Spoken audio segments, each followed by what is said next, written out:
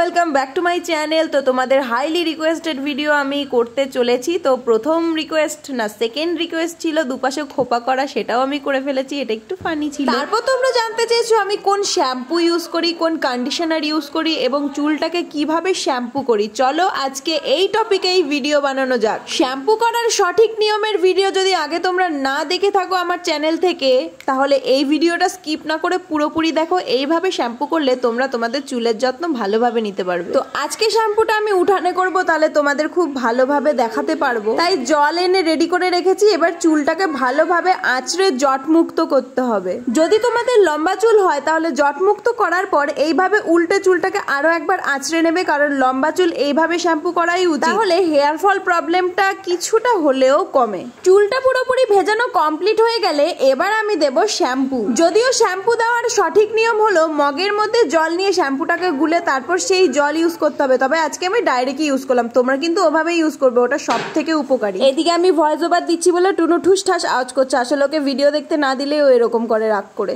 যাই হোক, বাইরের আওয়াজগুলো ইগনোর করে একটু ভিডিওটা দেখো। শ্যাম্পু দেওয়া হয়ে গেলে স্ক্যাল্পটাকে এইভাবে ম্যাসাজ করতে হবে, হালকা করে রাফ করতে হবে, একদম যুদ্ধ করা যাবে না চুল এবং স্ক্যাল্পের সাথে। ভালোভাবে রাফ করার পর এবার আমি চুলটাকে ধুয়ে ফেলবো। প্রথমবার শ্যাম্পু দিয়ে এভাবে রাফ করে চুলটা ধুয়ে ফেললে চুলের যা নোংরা থাকে সব চলে যায়। তারপর দ্বিতীয়বার শ্যাম্পু দিলে চুল পুরোপুরি ক্লিন হয়ে যেত।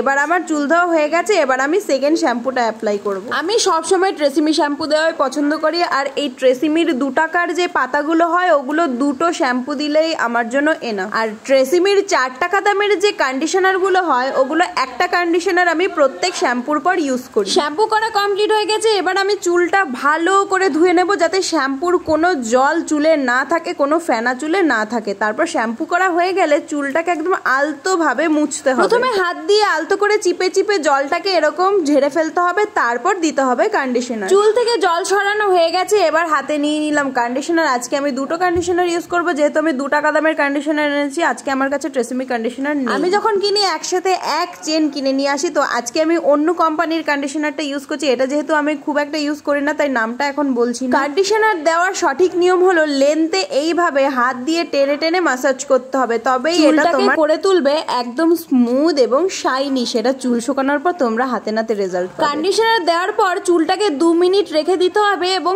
কন্টিনিউ ম্যাসাজ করে যেতে হবে এভাবে লম্বা লম্বা করে।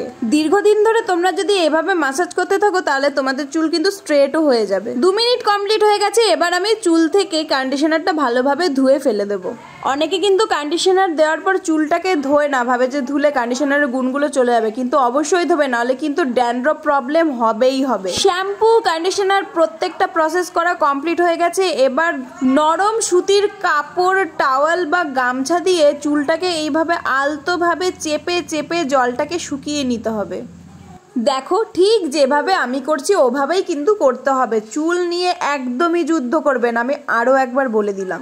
চুল থেকে মোটামুটি জলটা সরে গেলে এবার আমি এই গামছা দিয়ে এই চুলটাকে ভালোভাবে বেঁধে নেব। ব্যাস হয়ে গেল আমার শ্যাম্পু করা, কন্ডিশনিং করা। এভাবেই তোমরা করে ফেলবে আর আমাকে রেজাল্টটা জানাবে। টাটা।